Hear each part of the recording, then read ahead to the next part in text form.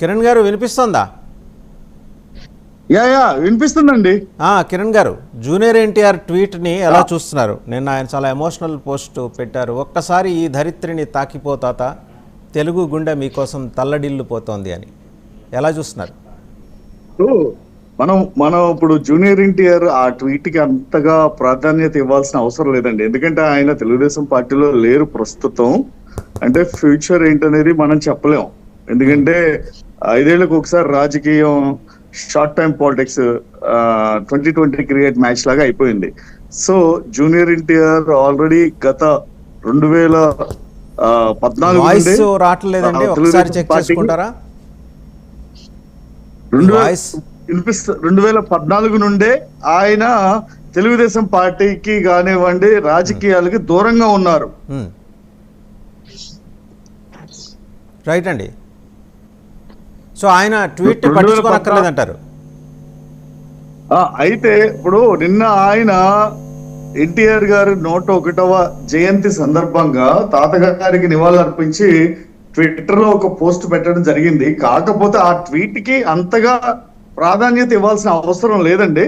ఎందుకంటే గతంలో ఎన్టీఆర్ గారి కుటుంబ సభ్యులని కానీ లేదా ఎన్టీఆర్ గారి హెల్త్ యూనివర్సిటీని మార్చినప్పుడు కానీ, చంద్రబాబు నాయుడు గారిని అరెస్ట్ చేసినప్పుడు కానీ, బోనమ్మని వలభని వంశీ మాట్లాడినప్పుడు కానీ ఆయన అంటే నారా నందమూరి కుటుంబానికి ఎంత దూరంగా ఉన్నారో అర్థమవుతుందండి.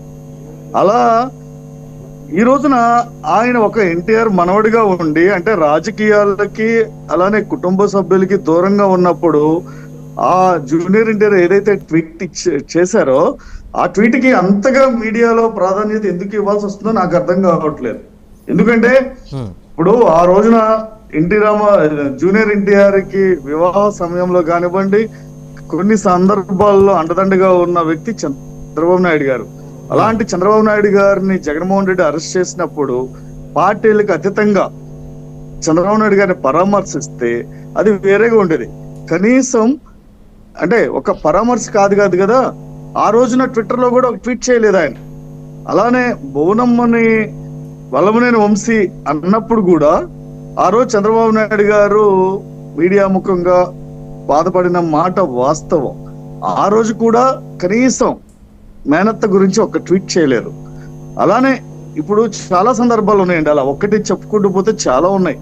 ఈ రోజున ఆయన తెలుగుదేశం పార్టీకి ఆయనతో సత్సంబంధాలు లేవు. అలాంటప్పుడు కొంతమంది వ్యక్తులు అంటే వైకాపా నాయకులు కొంతమంది జూనియర్ ఎన్టీఆర్ మావాడే అని కొడాలి నాని కానివ్వండి, వల్లభనేని వంశీ కానివ్వండి గత ఎన్నికల ప్రచార సమయంలో ఆయన ఫోటోలు వాడుకోవడం జరిగింది. అలా ఎందుకంటే అలా జూనియర్ ఎన్టీఆర్ ఫోటోలో కదండి, కొంతమంది పవన్ కళ్యాణ్ ఫోటోలు వాడుకున్నారు, కొంతమంది చిరంజీవి గారి ఫోటోలు వాడుకున్నారు.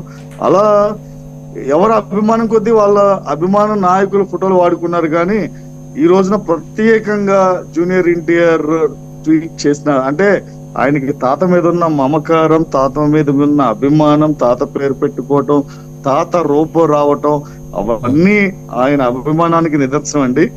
ఆయన అన్నది అంటే ఎన్టీ రామారావు గారు మళ్ళీ పుట్టాలి. గతంలో జూనియర్ ఎన్టీఆర్ గారు అన్నారు, తాత నువ్వు మళ్ళీ పుట్టాలి, మళ్ళీ భూమి మీదకి రావాలి అని చాలా సందర్భాల్లో అన్నారు. జూనియర్ ఎన్టీఆర్ గారు జనరల్ గానే ప్రతిభావంతుడు. అలానే ఆయన మంచి స్పోక్స్ పర్సన్. ఆ విధంగా ట్వీట్ చేసి ఉండొచ్చు కానీ అందులో రాజకీయ విభేదాలు కానీ కుటుంబ విభేదాలు ఎక్కడ కనిపించట్లేదండి. దానికి ఏంటంటే మీడియా ఈ మధ్య కాలంలో గత ఆయన చాలా రోజుల నుండి RRR సినిమా సక్సెస్ అయిన తర్వాత కూడా ఆయన మీడియా ముందుకు రాలేదు.